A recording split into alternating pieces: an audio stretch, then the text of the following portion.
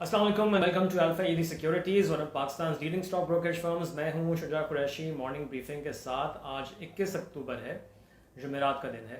और सबसे पहले हम जो मुल्क में पिछले 24 घंटे में कोरोना की सिचुएशन है उस पर नज़र डाल लेते हैं। पिछले 24 घंटे में तकरीबन 44,000 के करीब टेस्ट हुए। पॉजिटिव केसेस आए हैं कोई 622। जो पॉजिटिविटी परसेंटेज बनती है वो 1.4% बनती है और पिछले 24 घंटे में 16 डेथ्स हुई हैं। अच्छा, इंटरनेशनल मार्केट में ऑयल प्राइसेस अभी भी हमको ऊंची ही नज़र आ रही हैं और ब्रेंट $86 भी क्रॉस कर गया था ट्रेडिंग के दौरान। और ये आज सुबह की बात है।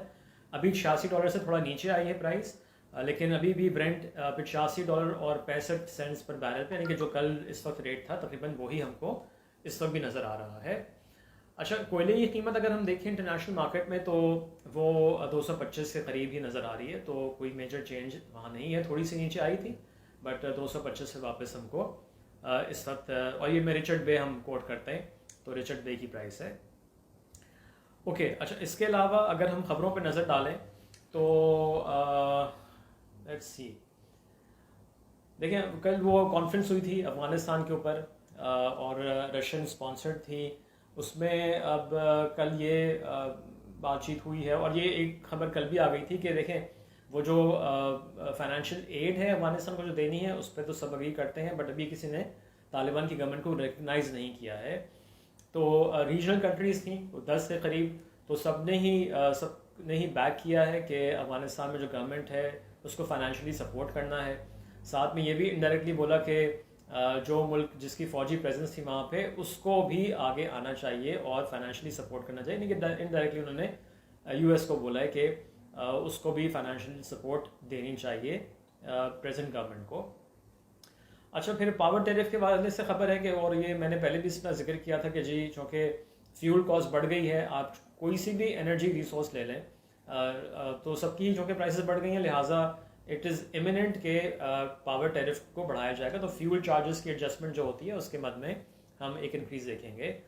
फिर IMF की तरफ से खबर है और अच्छी खबर ये आ रही है कि जी टॉक्स आर मूविंग एंड जल्दी जो है स्टाफ लेवल मीटिंग दोबारा हो जाएगी, जो पिछले हफ्ते कंक्लूड नहीं हो पाई थी और फिर दोबारा टेक्निकल लेवल पे चला गया था। लेकिन लेवल्स होते हैं, टेक्निकल लेवल होता है फिर स्टाफ लेवल होता है, तो जो टेक्निकलिटीज़ होती हैं वो आई थिंक वो उस पर डिस्कशन दोबारा हुई और अब कहा जा रहा है कि स्टाफ लेवल डिस्कशंस भी हो जाएंगी जल्दी।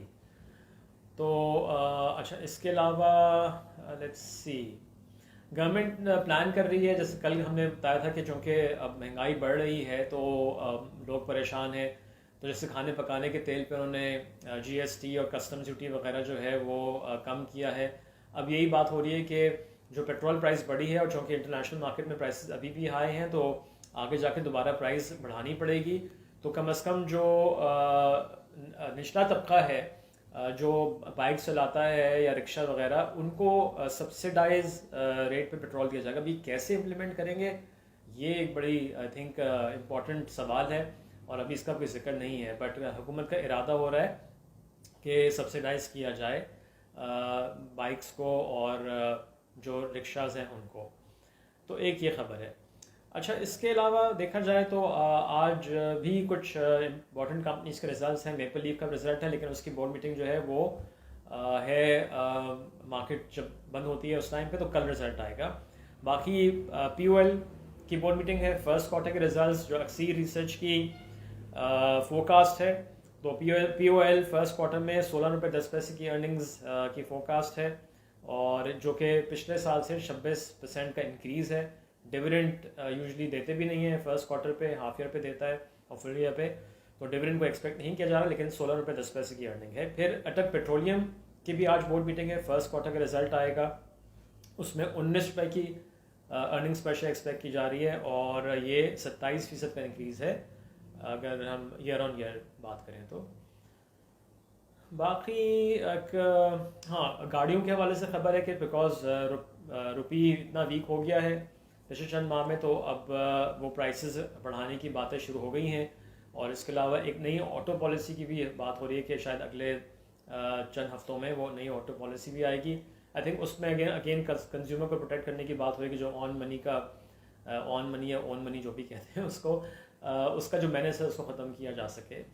तो ये आज की खबरें हैं। आई थिंक स्ट्रैटेजी, जैसे मैंने कल मार्केट ट्रैप में भी जिक्र किया था कि होनी चाहिए कि आज अगर पॉजिटिव गैप के साथ मार्केट खुले और 45,800 900 के लेवल्स जो हैं बड़े इंपॉर्टेंट है। पहले भी हमने देखा है कि इन लेवल से मार्केट रिवर्स हुई है, तो प्रॉफिट टेकिंग करें और फिर वेट करें डिप का, और डिप्स पे फिर एक्यूमुलेशन की जा सकती है। स्पेशली जिन स्टॉक्स में कोई खबर है, कोई डेवलपमेंट हो रही है या उनकी अर्निंग्स आने वाली और अर्निंग्स अच्छी एक्सपेक्ट की जा रही हैं।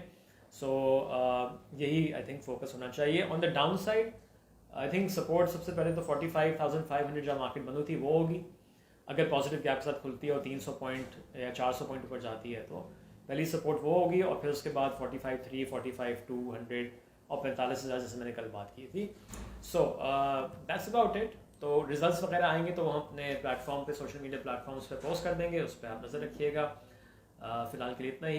Have a nice day, take care, Allah हाफिज़।